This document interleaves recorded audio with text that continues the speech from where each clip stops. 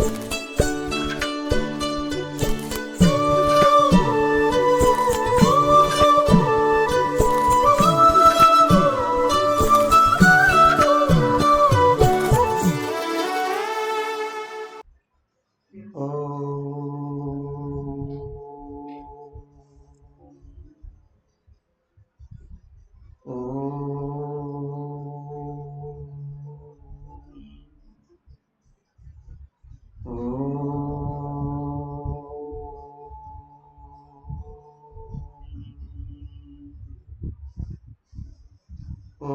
సహనా భవతు సహనౌ భునక్తు సహ వీర్యం కరవావహై తేజస్వినావధీతమస్తు మా విద్విషావహై.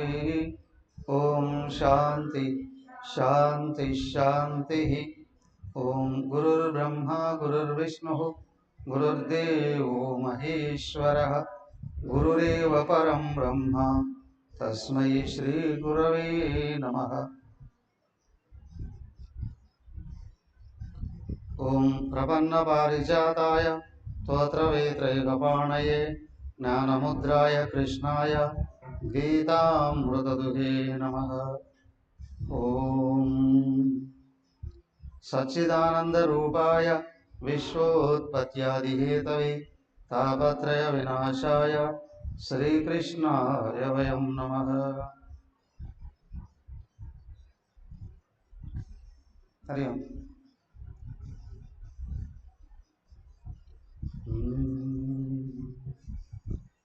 శ్రీమద్భాగవతం దశమస్కందం సగం పూర్తి కాబోతూ ఉంది. ప్రథమ భాగం పూర్తి కాబోతూ ఉంది. ఎక్కడ వరకు వచ్చాం?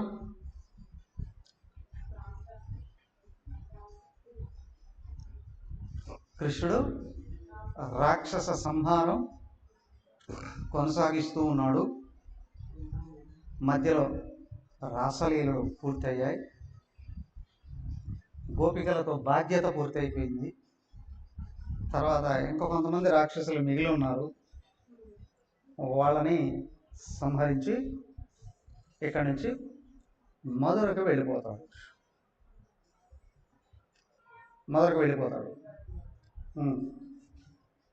ఏమైంది? 36వ అధ్యాయంలో అరిష్టాసురుడు అనేటువంటి వాడిని సంహరిస్తూ ఉన్నాడు. అరిష్టాసురుడు చూడండి. శ్రీ శుకమువాచ అతతర్యాగతో గోష్ఠ్యం అరిష్టో వృషభాసురః మహీమహాకకుత్కాయ కంపయన్ కురవీక్షతాం రంభమాణః కరతరం పదా చ విలిఖాన్ మహీం.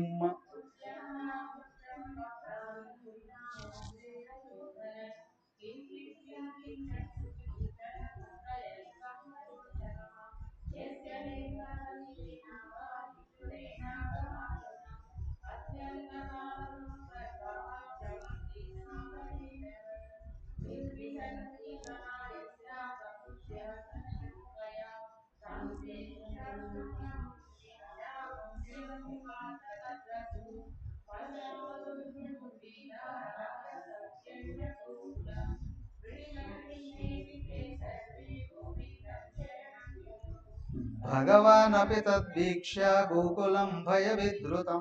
ఓకే, హరి ఓం. శ్రీ శుకోవాచ. శుక మహర్షి చెప్తున్నాడు. ఎవరికి? పరీక్షితుడు చెప్తూ ఉన్నాడు. అప్పుడు తర్హి ఆగత గోష్ఠం అరిష్టో వృషభాసుర. వాడిని హరిష్టాసురుడు అని అంటారట. అరిష్టం అంటే నాశనం. అరిష్టం దావరించింది అంటే నాశనం వచ్చేసింది అని. ఒకటి దరిద్రం కాదు, నాశనం. దరిద్రం అంటే సంపద లేకపోవడం. నాశనం అంటే కంప్లీట్గా ఏమైనా అయిపోవడం. సంపద పోవడమే కాదు, మనుషులు కూడా పోవడం అనేటువంటి. అరిష్టాసురుడట. వీడు పోయి దరిద్రుడు వృషభాసుర రూపంలో వచ్చాడు. వృషభ రూపంలో వచ్చాడు. వృషభము అంటేనేమో సకల శ్రేష్ఠ వాచకం. గోవు దేవత అన్నారు. మరి ఎద్దు ధర్మానికి ప్రతీకగా చూపిస్తారు. ఎద్దుని ధర్మానికి ప్రతీకగా చూపిస్తారు. వృషభం అంటే సకల శుభాలకు మూలం అని, శుభాలకు మూలం అని వృషభం అంటే. కానీ ఇక్కడ ఆ వృషభ రూపంలో వచ్చాడు రాక్షసుడు. వీడు ఆకాశం అంత ఎత్తున్నాడట. వాడు ఎలా ఉన్నాడయ్యా అంటే, అలాగ వాడు నిలబడి ఉంటే ఎంత ఎత్తున్నాడు అంటే, మేఘాలు కొండ అనుకొని పక్కకు తిరిగి వెళ్ళిపోతున్నాయట.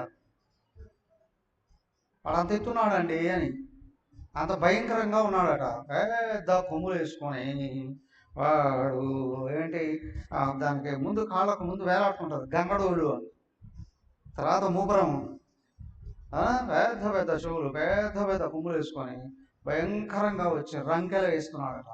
రంకెలు వేసి ఏట్లకు ఒక అలవాటు ఉంటుంది, దానికి పౌరుషం పెరిగింది అంటే, కాన్ఫిడెన్స్ వచ్చింది అంటే ఏం చేస్తుంది, కాళ్ళతో తడుతుంది నేలని, ముందు కాళ్ళతో. కాలు తట్టి అంటారు కదా జనరల్గా, కాలు తట్టి తొడగొట్టాడు అని అంటారు. అలాగే ఇది కూడా ఏం చేస్తుంది, నేల మీద తట్టి నేలని గీకుతుంది. సవాల్ రా, ఎదురు వాళ్ళని భయపడట్లేదు, ఎదుర్కోవడానికి సిద్ధంగా ఉన్నాను, లేదా నిన్ను ఖతం చేసేస్తాను, రా దగ్గరికి అన్నట్లుగా.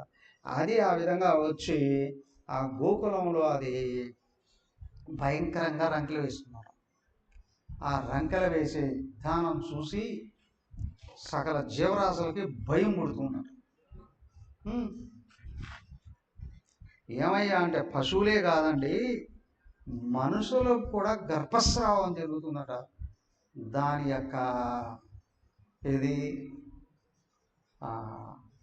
రంకెలు విని అంత భయంకరమైన శబ్దం చేస్తుంది. వాస్తవానికి ఎద్దు శబ్దం చేసింది అని అంటే అది వేరుగా ఉంటుంది. ఎద్దు శబ్దం చాలా అందంగా ఉంటుంది, అంబా అంట. కానీ ఇది అసురుడు కదా, రాక్షసుడు కదా. ఈ రాక్షసుడు ఏం చేశాడు, వాడి అరుపులకి గర్భవతుల గర్భాన్ని కూడా కోల్పోతూ ఉన్నారట. అంత భయంకరంగా అరుస్తున్నారు. ఏం చేయాలి, ఇక అందరూ భయపడిపోయారు. భయపడిపోయి కృష్ణుడిని వేడుకున్నాం. ఇప్పుడు ఏం చేయాలి, కృష్ణుడు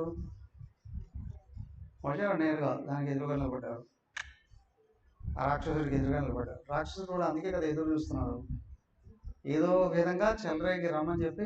వీళ్ళంతా ఏంటంటే, అయ్యా రాక్షసుడు ఎవరు అంటే దాన్ని ఏమంటారు, ఓవర్ కాన్ఫిడెన్స్. ఏమంటారు దాన్ని తెలుగులో ఏమంటారు? కాన్ఫిడెన్స్ మీన్స్ ఆత్మవిశ్వాసం. ఓవర్ కాన్ఫిడెన్స్ అంటే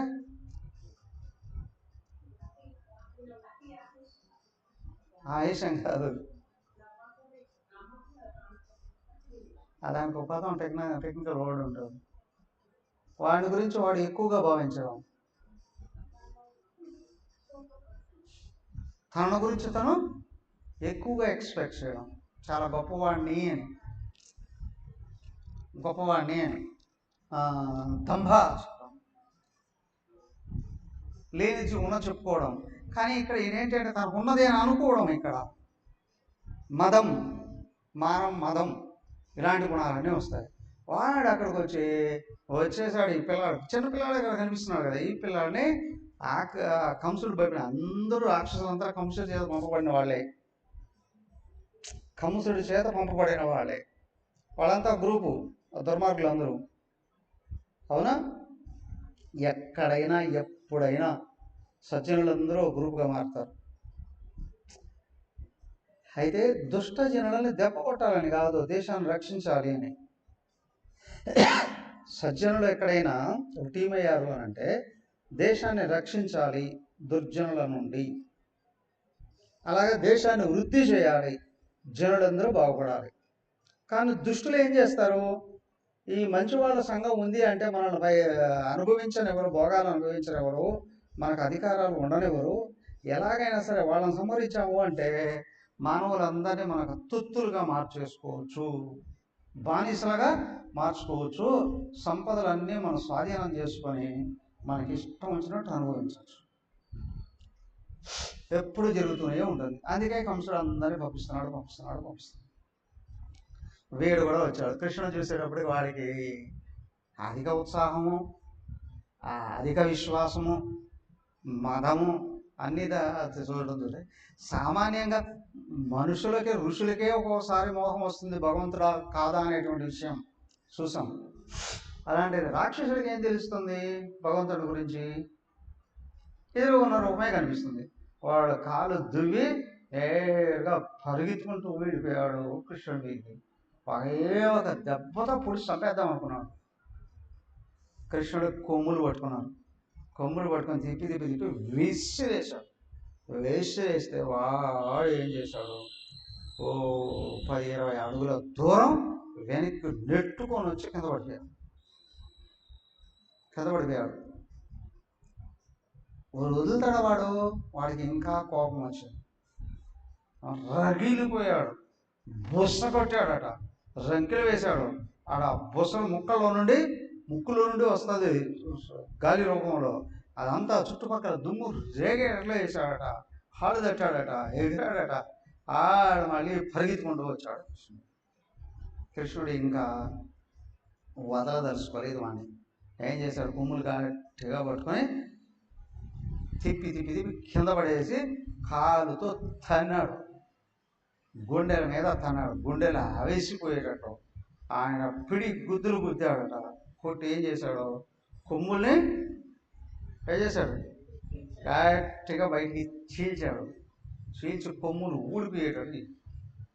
కొమ్ములు ఊడబీకి కళ్ళ ఉంటాయి కదా, మెదడుకు సంబంధం కలిగి ఉంటాయి ఇవి. ఆ పీకేటప్పటికి మెదడు బయటకు వచ్చింది. ఆ కొమ్ములు తీసుకొని వేసి పొడిశాడు. గుండెల్లో పొడిశాడు. ఏం చేస్తాడు ఇప్పుడు, ఇంకేంటి చేసేది? నోట్లో నుండి ముక్కుల్లో నుండి రక్తం ప్రవాహంలాగా వచ్చింది. వాడి కళ్ళు బయటకు వచ్చేసాయి, నాలుగు బయటకు వచ్చేసింది. రక్తం కక్కి కింద పడి మల విసర్జన చేస్తూ కింద పడి కూట్టుకొని చచ్చిపోయాడు. పైనుంచి దేవతలు చూస్తున్నారట. చిన్నాడుగా ఉన్నాడు కృష్ణుడు. వీడేమో ఇంత భయంకరమైనటువంటి రూపం కలిగి ఉన్నాడు. ఎక్కడ వచ్చి వేగంగా పొడుగు పొడిస్తే ఆయనకేమవుతుందా అని అనుకుని భయపడుతున్నారు. ఈయన చంపేసేటప్పటికి వాళ్ళకి అత్యంత ఆనందం కలిగింది. పూల వర్షం, చేతులు కొట్టుకుంటారు వాళ్ళు ఎప్పుడు రెడీగా. అవునా, మార్కెట్లో తెచ్చుకుంటారా లేదా దారి వెంట పడి కోసుకొచ్చుంటారా? దారి వెంట ఉంటాయి కదా, కోసుకొని వచ్చేస్తారా? ఏం చేశారో కానీ రెడీగా ఉన్నారు. కృష్ణుడు వేదలేరు. ఆనందంతో అయిపోయింది. అలాగా వీడు చనిపోయాడు. ఇక్కడ వీళ్ళంతా సంబరాలు చేసుకున్నారు. ఈ లోపల ఇంకేమైందయ్యా, ఆయన చిడతో చేతపట్టుకొని నారాయణ అంటే కంసుడి దగ్గరికి వెళ్ళిపోయాడు. నారాయణ అంటూ కంసుడి దగ్గరికి వెళ్ళిపోయాడు. ఎవరైనా నారదుడు వెళ్ళిపోయి ఈయన వెళ్ళాడు అంటే ఎక్కడో చోట ఏదో ఒకటి పెట్టేస్తాడు కదా. ఎందుకు పెడతాడు, ఏం పెడతాడు? మంచివాడు బుద్ధి తక్కువ పని చేస్తే బుద్ధి చెప్తాడు కదా. దుర్మార్గులు తప్పులు చేస్తుంటే ఇంకా కొంచెం 4 ఎక్కువగా చేసేటట్టు చేసి వాడు తొందరగా నాశనం అయిపోయేటట్టు చేస్తాడు. నేరుగా వెళ్ళిపోయాడు. ఊరికే ఉండకుండా ఏం చేశాడు ఈయన, ఏమయ్యా ఇంకా తాగి పడుకొని ఉన్నావు, నీకు పోయే కాలం వచ్చిందా ఏంటి? నేను చంపడానికి వాళ్ళు చెప్పారే ఆ రోజు, వాళ్ళు పుట్టి అక్కడ గోకులంలో ఉన్నారు. ఎవరికి ఇక్కడ ఉన్నాడే దేవకి వసుదేవుల పుత్రుడే. అక్కడ రోహిణీ గర్భంలోకి వెళ్ళి ఆ బలరాముడు నేరుగా ఇక్కడ పుట్టే అక్కడికి వెళ్ళి యశోద దగ్గరికి వెళ్ళిపోయి శ్రీకృష్ణుడు ఉన్నారు, నువ్వు చంపేశావే అమ్మాయిని, ఇక్కడ అమ్మాయి యశోద కుమార్తె, అవునా, వాళ్ళు అక్కడ బతికే ఉన్నారు, నేను ఇక్కడ చంపడానికి నువ్వు తాగి తొంగు ఉన్నావు, ఇంకా లేచి జాగ్రత్త పడు అన్నాడు. వాడు ఊలికి పాడుతూ ఎగిరి భయంతో లేచి కూర్చున్నాడు. భయంతో లేచి, అమ్మో నన్ను చంపేవాళ్ళు వచ్చేస్తున్నారా? పిల్లలు మాట వినకపోతే ఏం చేస్తారు మీరు? పిల్లలు మాట వినకపోతే ఏం చెప్తారు? భూచోడు వచ్చాడు, అవునా, భూచోడు వచ్చాడా, గోడచాడు దాంట్లో ఉన్నాడు, నువ్వేనా టెలివరంటే పట్టుకుని వెళ్ళిపోతాడు అని కదా. అలాగే నారదుడు చెప్పాడు, కూర్చోడు అక్కడ ఉన్నాడు అని. వీడికి భయం పుట్టింది. భయం పుట్టి వెంటనే మీటింగ్ పెట్టేశాడు. మీటింగ్ పెట్టేశాడు, వాళ్ళందరితో మాట్లాడేశాడు. మెయిన్గా ఇమ్మీడియట్గా ఒక రాక్షసుని పిలిపించేశాడు. ఎవడో వాడు, కీషిని. ఏం పేరు? కీషిని అనేవాడట, పెద్ద రాక్షసుడు. వాడిని వెళ్ళి నేరుగా వెళ్ళిపోయి గోకులంలో బలరామకృష్ణులట వాళ్ళని చంపడానికి పుట్టున్నారట, ఎలాగైనా సరే వాళ్ళని చంపేసి వచ్చేసి ఏం చెప్పేశాడు. వాడికి ఇంకా నమ్మకం దొరకలా, వీడు చంపుతాడో చంపడో, చంపలేడు. కాబట్టి మళ్ళీ వాళ్ళు కానీ మళ్ళీ నా మీదకి వస్తే ఎట్లా? ఈ లోపల ఏం చేశాడు ఈయన, ఊరికే ఉండకుండా ఏం చేశాడు, ఈ రాక్షసులు అందరితో మాట్లాడి ఇంకా కొంతమందిని రాక్షసులను పిలిపించేశాడు. ఎవరయ్యా వాళ్ళు? ముష్టిక చాణూరులు అని. ముష్టిక చాణూరులు అని వాళ్ళే. అక్కడ హిరణ్యకశిప, హిరణ్యాక్షులు, ఆ తర్వాత వాళ్ళే రావణ కుంభకర్ణులు. వాళ్ళు మళ్ళీ 3వ జన్మ ఎత్తారు ముష్టిక చాణూరులుగా. మల్ల యుద్ధ యోధులు, రాక్షసులే మల్ల యుద్ధ యోధులు. ఎలా ఉంటారు అని అంటే మనం చూస్తుంటాం కదా సోషల్ మీడియాలో, టీవీలో కూడా చూపిస్తారు చూడండి, ఆ బాక్సింగ్ చేసేవాళ్ళు ఎలా కొట్టుకుంటారు చూడండి వాళ్ళు. అవునా? ఈ మధ్య ఆడవాళ్ళు కూడా ఎక్కువైపోతున్నారు వాళ్ళు కదా. ఎంత భయంకరంగా వాళ్ళకి లోపల గుండెకాయ ఉందా లేదా అనిపిస్తుంది కదా. గుండెకాయ ఉందా, రాళ్ళే గ్రానైట్ రాళ్ళు ఉన్నాయా అని అంటారు. ఏం కొట్టుకుంటారు వాళ్ళు. ఒకప్పుడు మల్ల యోధులు అనేవారు, ఒకరొకరు ఫైటింగ్ చేసేవాళ్ళు. ఇప్పుడు వాళ్ళే అటువైపుకి వెళ్ళిపోయినట్టున్నారు. అలాంటి వాళ్ళు వీళ్ళు ముష్టిక చాణూరులు అనేటువంటి వాళ్ళు. వాళ్ళిద్దరిని తీసుకొచ్చి పెట్టుకున్నాడట. సరిపోలేదు, వాడికి ఇంకొకటికి చెప్పాడు. ఏంటి అంటే కువలయ పీయడం అని ఒక ఏనుగు ఉంది వాడి దగ్గర, మహామదొకటేనుగు. కువలయ పీయడము అని భయంకరమైనటువంటి ఏనుగు. దాన్ని కూడా తెప్పించుకున్నాడు. దాన్ని కూడా తెప్పించుకొని రెడీగా పెట్టుకొని వీళ్ళకు చెప్పాడు, నేను ధనుర్యాగం అని చేయిస్తాను ఇక్కడ మొదలులో, ఆ కృష్ణ బలరాముల్ని పిలిపిస్తాను, ఎలాగైనా సరే మీరు వచ్చే ద్వారంలో మొట్టమొదట దాన్ని పెట్టండి, ఏనుగుతో తుక్కిచ్చి చంపేయండి ఆ పిల్లల్ని.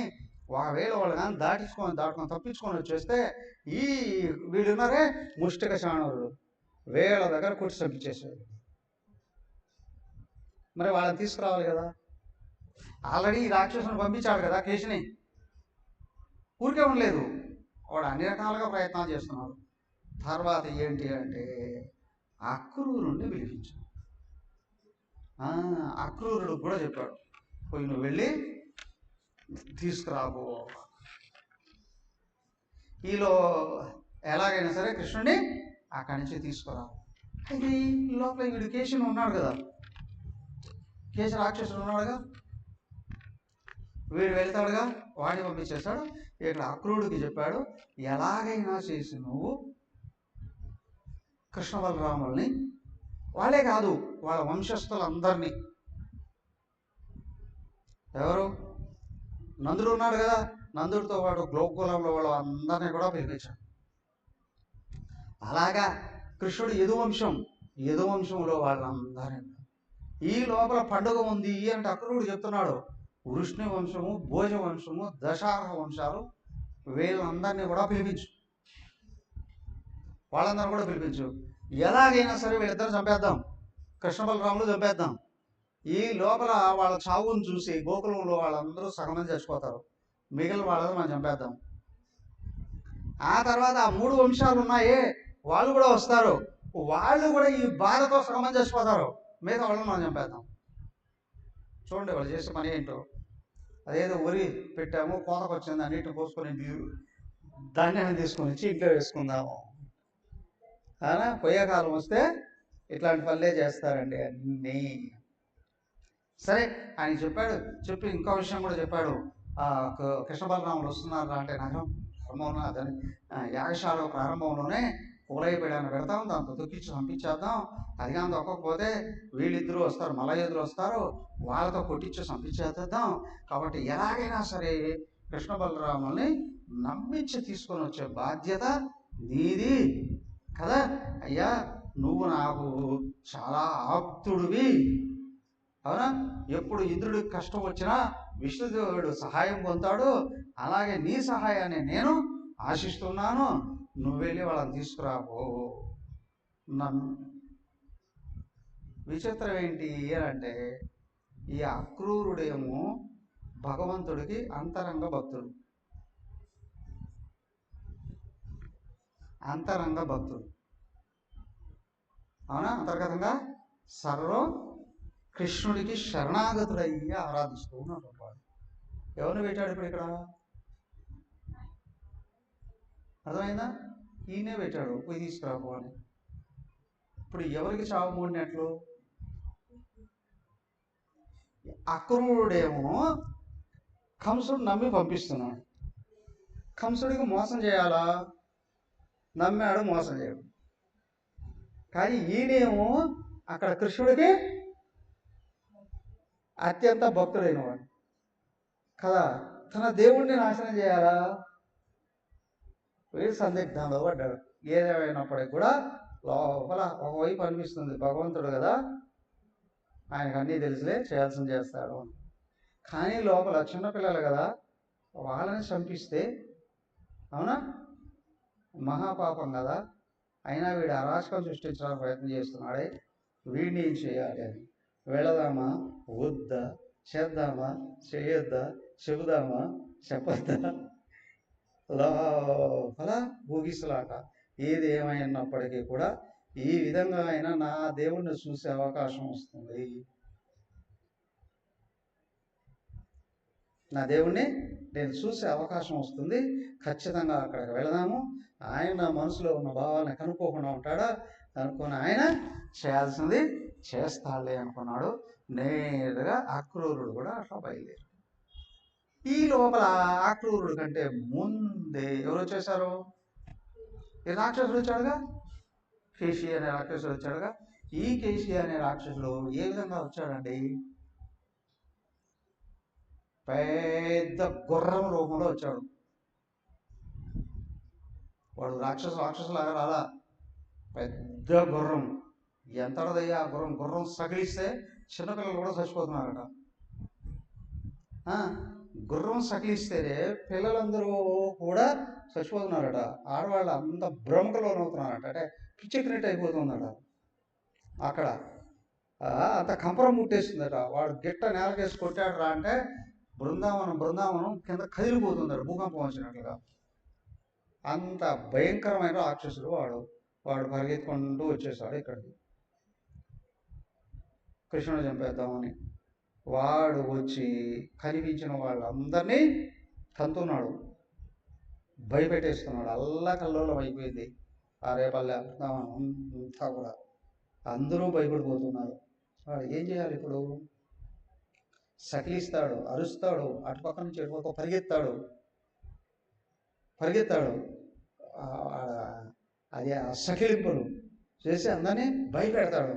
ఇదంతా చేస్తుంటే అందరూ భయపడిపోయి ఇళ్లలో వెళ్ళిపోయారు. కొంతమంది లోడిదారులు వెళ్ళిపోయి కృష్ణుడిని వేడుకున్నారు, కృష్ణుడికి చెప్పుకున్నారు, అయ్యా ఎవరో భయంకరమైనటువంటి గుర్రం వచ్చింది, అది అందరినీ భయోత్పాతాలకి లోడు చేస్తూ ఉంది, కాబట్టి ఎలాగైనా వచ్చి మీరే రక్షించాలి. రకం ఉంటాడు ఆయన. నేరుగా వచ్చేసాడు, కృష్ణుడు వచ్చేసాడు, దాన్ని ఎదురుగానే పడుకున్నాడు. అదేం చేస్తుంది? గుర్రం ఏం చేస్తుంది? కోపం వస్తే ఒట్టి సకిలించాడు, కోరికేస్తుంది, కోరికేస్తుంది. దాని మీద ఎక్కువ వాళ్ళ కానీ దానికి ఇష్టం లేదనుకో, వేగంగా వెళ్ళి ఎక్కడ చెట్లకే దూరుతుంది, అవునా? కరెక్ట్గా దాన్ని ఎత్తు ఉంటుంది కదా, అది దూరిపోయేటట్టు చూసి వెనకలో ఉన్న వాడి ఎత్తి ఇసురు చంపేసేటట్టుగా చూస్తుంది. లేదా గుర్రం పైకి లేస్తుంది, ఇట్లా పైన ఉన్నవాడు పడిపోయేటట్టు, లేదా ఎనకాలు పైకి లేసేస్తుంది, రకరకాల విన్యాసాలు చేస్తుంది అది. కానీ దాని మీద అయితే ఎవరు ఎక్కలేదు కదా ఇప్పుడు. కానీ అది కనిపించిన వాళ్ళని చంపేయడానికి రెడీగా ఉన్నట్లుగా పరుగులు తీస్తూ ఉంది, తిరుగుతూ ఉంది, అక్కడంతా తిరుగుతూ ఉంటే వీళ్ళందరూ వేడుకున్నారు. నేరుగా వచ్చాడు ఆయన చూస్తే ఇది మహావిన్యాసాలు చేస్తూ ఉంది. ఎలా చంపాలి దీన్ని? ఆయన తెలుసు కదా వాటికి మరణ జన్మ రహస్యాలతో పాటు మరణ రహస్యాలు అన్నీ కూడా తెలుసు కదా ఆయనకి. ఆయన చూస్తూ ఉన్నాం, వచ్చాడు నేరుగా వచ్చి చూస్తుంది. కాళ్ళు కింద కొడుతూ వెనకాళ్ళు కొడుతుంది, కింద ముందు కాళ్ళు కింద కొడుతుంది, వెనకాళ్ళు పైకి లేపుతుంది, కాళ్ళతో తనేస్తుంది. తనిందిరా అంటే పెద్ద పెద్ద జీవరాశులు కూడా చచ్చిపోతాయి. సింహాలు, పులులు కూడా చచ్చిపోతాయి దాన్ని తనిందంటే. అంత బలం కాదంత అది. అట్లా అది తిరుగుతూ ఉంది అక్కడంతా. నేరుగా ఆయన వచ్చాడు. ఏం చేశాడు?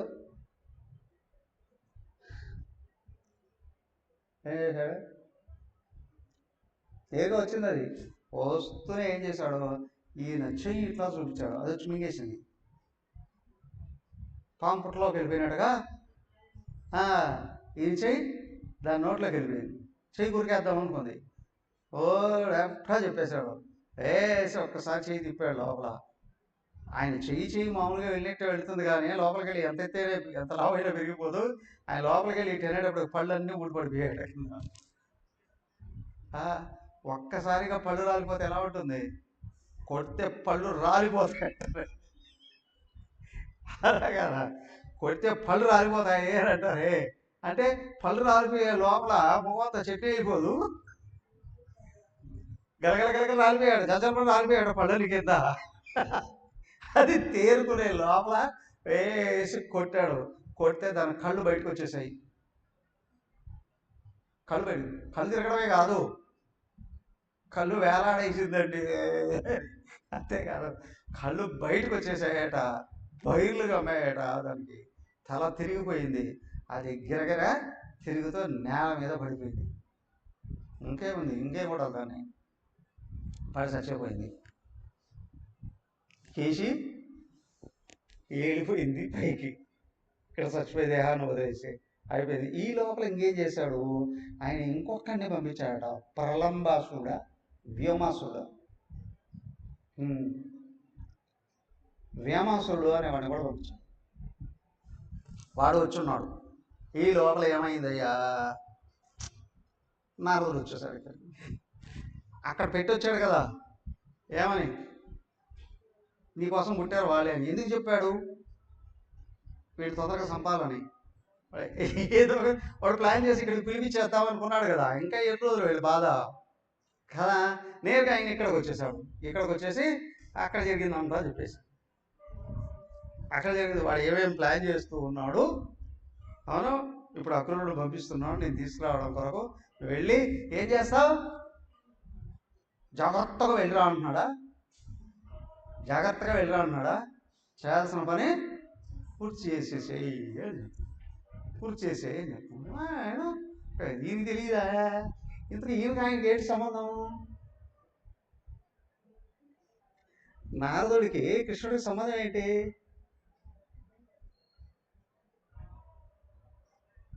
నారదుడి కృష్ణుడికి సంబంధం ఏంటి? మేనమావా, అల్లుడా, ఎవరు? కృష్ణుడు సీఎం అయితే నారదుడు చీఫ్ సెక్రటరీ. అర్థమైందా? పర్సనల్ సెక్రటరీ ఆయన. పర్సనల్ కూడా అనరు, పర్సనల్ మళ్ళీ వేరుగా ఉంటారు. చీఫ్ సెక్రటరీ అడ్మినిస్ట్రేషన్ మొత్తం లీడర్. ఇప్పుడు జిల్లాకి ఐఏఎస్లు ఉంటారు, ఐఏఎస్లకు అందరికీ ఈయన లీడర్. అడ్మినిస్ట్రేషన్ మొత్తం చీఫ్ సెక్రటరీ నుండి నడుస్తుంది. పర్సనల్ సెక్రటరీ అన్నప్పుడు ముఖ్యమంత్రి పర్సనల్గా చేయాల్సిన ఏవైతే ఉన్నా నోట్ చేసుకుని చేస్తాం. టోటల్ అడ్మినిస్ట్రేషన్ ఈ మీద సెక్రటేరియట్ ఇన్ఛార్జ్ అన్నాడు. నారదుడు ఊరికే చిత్ర పట్టుకుంటూ ఏం తిరగడు. అవునా? ఆయన మొత్తం నారాయణుడి పని 70-80% ఆయనే చేసేస్తాడు. ఆర్డర్స్ ఇచ్చేది ఆయనే, ఇది ఉప్పందించేది ఆయనే. అవునా?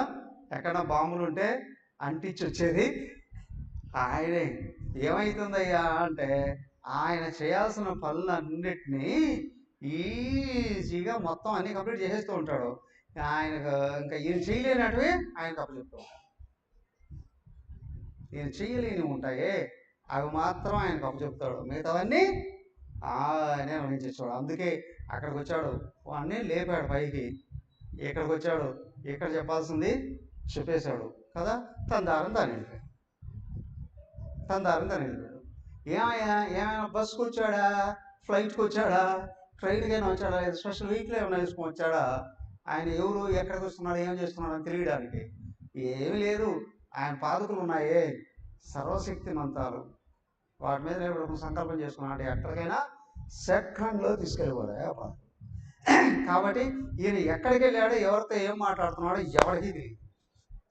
విచిత్రాది విచిత్రం ఏంటి అంటే, ఈయన నారాయణుడికి సచివుడైన ఈ దుర్మార్గులు రాక్షసులందరూ కూడా నమ్ముతారు ఆయన. విచిత్రం ఏమిటి అంటే, అందరూ భయపడతారో ఇష్టపడతారో ఏం చేస్తారో కానీ అందరూ ఆయన మాట నమ్మేస్తారు. ఎట్లా అండి? నమ్మేటట్టు చెప్పేస్తారు. అవునా? దానికే అన్నారు, అయ్యా నారదుడు అంటే ఎవరో తెలుసా? గురువులకి గురువు. గురువులకి అందరికీ కూడా భూలోకానికి గురువు వ్యాసుల వారైనా ఆయన గురువు ఈయన. స్వర్గలోకానికి బృహస్పతి గురువు, ఆయన కూడా గురువు. కాబట్టి ఏమయ్యా, నారాయణ భగవానుడు పని సగం పని సర్దిద్ది పెట్టేది ఎవరయ్యా అంటే గురువులే. ఎందుకు? సమాజాన్ని దారిలో పెట్టి భగవంతుడికి ఇష్టమైన పనులు చేయిస్తూ తరించే మార్గంలోకి తీసుకెళ్తాడు. భగవంతుడు ఎందుకు సృష్టి చేస్తున్నాడు?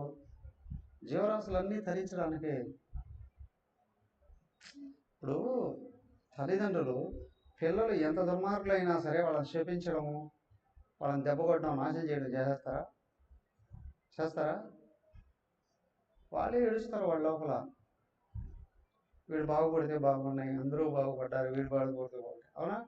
ఎంతవరకు వాడు ఎన్ని పాప పనులు చేసినా, ఉన్నదంతా అపహరించిన, తల్లిదండ్రులనే వేధించిన, చంపిన, మళ్ళీ వాడు బాగుపడితే బాగున్నాయి అన్న. అవునా? సృష్టి ధర్మం కదా. ఎందుకు? మేము కన్నాం కదా. మరి బ్రహ్మాండాన్ని అంతటినీ తయారు చేసింది ఎవరు? ఇక్కడ తల్లిదండ్రులు ఈ జన్మలోనే ఆ పనులు చేయగలరు. మరుసటి జన్మలు ఎవరు ఎక్కడికి వెళ్తారో తెలియదు కదా. కానీ నారాయణుడు అనేక జన్మల నుండి పట్టుకొని వస్తూ ఉన్నవాడు ఆయనే. ఆయన బాధ్యత సంపూర్ణంగా ధరింప చేయడం, వదలడు ఆయన. పూర్తిగా పరమాత్మ తత్వంలోకి వెళ్ళే అంత వరకు ప్రేమతోనే అన్నీ చేస్తాడు. అందుకే నారదుడిని వెంట పెట్టుకుంటాడు. నారదుడి చేత చేయాల్సినటువన్నీ ఏం చేస్తాడు అంటే, బాగుపడడానికి అవసరమైన పనులన్నీ చేయిస్తాడు. అవసరమైన పనులు చేస్తాడు కదా. ఆయన చేస్తున్నాడు. ఇక్కడికి వచ్చాడు, నారదుడు చెప్పేశాడు, వెళ్ళిపోయాడంటే ఇంకేం వదులుతాడా? ఆ తర్వాత వాడు వచ్చేసాడు, ఎవరు? వేమమాసుడు. వేమమాసుడు ఏం చేశాడు? కృష్ణుడు ఇది అయిపోయింది, కేశిని కూడా చంపేశాడు కదా. కేసులు కూడా చంపేశాడు, అయిపోయింది. వీడు మళ్ళీ గోధుమలని ఆవుదూడలను తీసుకొని అట్లాగా వెళ్ళిపోయాడు. ఎక్కడికి? అక్కడికి. ఇది అడవిలోకి వెళ్ళిపోయారు. ఆవుదూడలను మేపుకోవడానికి అడవిలోకి వెళ్ళిపోయాడు. అడవిలోకి వెళ్ళిపోయేటప్పటికి ఏమైంది? వీడు ఆ ఆవు దూడల్లో దూడగా చేరిపోయాడు. ప్రారంభసుడు, వేమాసుడు ఆవుదూడల్లో కలిసిపోయాడు. ఆవుదూడలో కలిసిపోయి వాళ్ళతో కూడా కలిసి దూరం వెళ్ళిపోయాడు. ఆ తర్వాత ఏమయ్యాడు అని అంటే, వీళ్ళందరూ కలిసి అక్కడ ఆవుదూడల్ని ఒక పక్కకు తోలి వీళ్ళు ఏదో ఆడుకోవడానికి ప్రయత్నం చేస్తూ ఉంటే ఏం చేశాడు? ఆ దూడలన్నింటినీ వీడు పక్కకు తీసుకెళ్ళిపోయారు కదా. ఈ పిల్లలందరూ దూడల వెంట ఉన్నారు కదా. ముందు ఆ దూడలను అపహరించాడట, దూరం తీసుకెళ్ళిపోయాడు. ఆ తర్వాత ఈ పిల్లలను కూడా ప్రయత్నం చేస్తున్నాడు. చూశాడు బలరాముడు, కృష్ణుడు, బలరాముడు ఇద్దరు చూసి ఏం చేశారు? వాణ్ణి పట్టుకున్నారు, చంపేశారు అక్కడ. ఎవరిని? వేమాసురుని కాళ్ళు పట్టుకొని గిరగిరగిర తిప్పి వేసి నేలకేసి కొట్టి చంపేశారు. అయిపోయింది.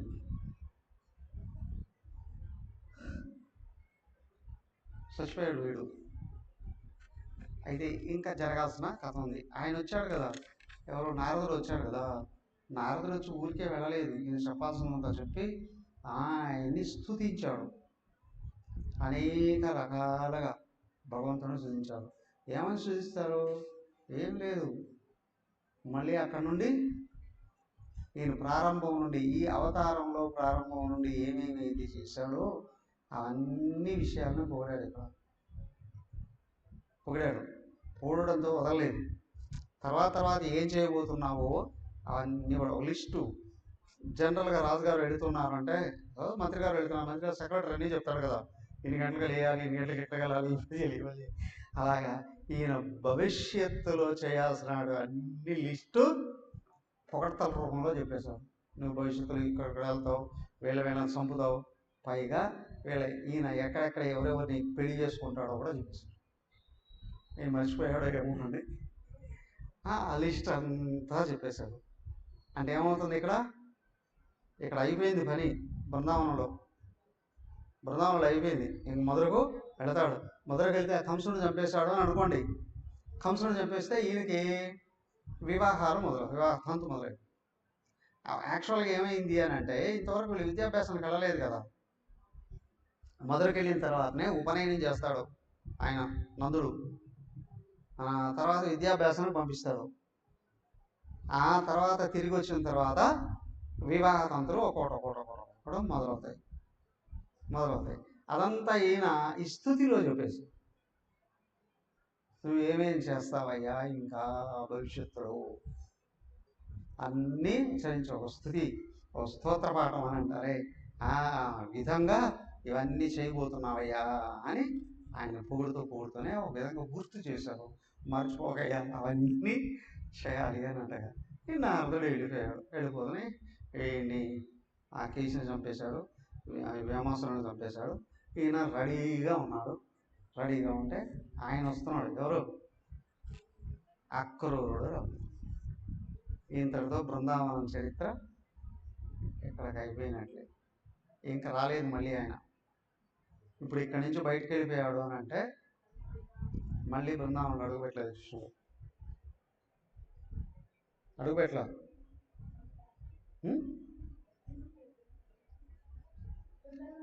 రాలేదు మళ్ళీ, ఇంకా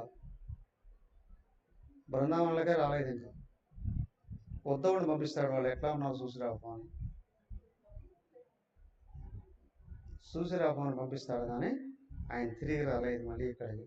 అక్కడే మధుర నుంచి అక్కడి నుంచి ఆటాడే. అయితే ఈ బృందావనం నుండి కొంతమంది అక్కడికి వచ్చి కలిశారు. శ్రమంత పంచకం, కురుక్షేత్రం ఉంది, సూర్యకుండము, ఆ ప్రదేశానికి వచ్చి కలిశారు. ఇక్కడ నుండి కొంతమంది కొద్ది రోజులు అక్కడ ఉంటారు. ఏమైందయ్యా అదంతా తర్వాత చూద్దాం. ఓకే, ఇద్దరితో ఈ భాగం అయిపోయింది. 37 అధ్యాయాలు అయిపోయాయి. 38వ అధ్యాయం దగ్గరకు వచ్చాం. నెక్స్ట్ చెప్పుకునే సమయంలో రుక్మిణి కళ్యాణం కూడా చేద్దాం.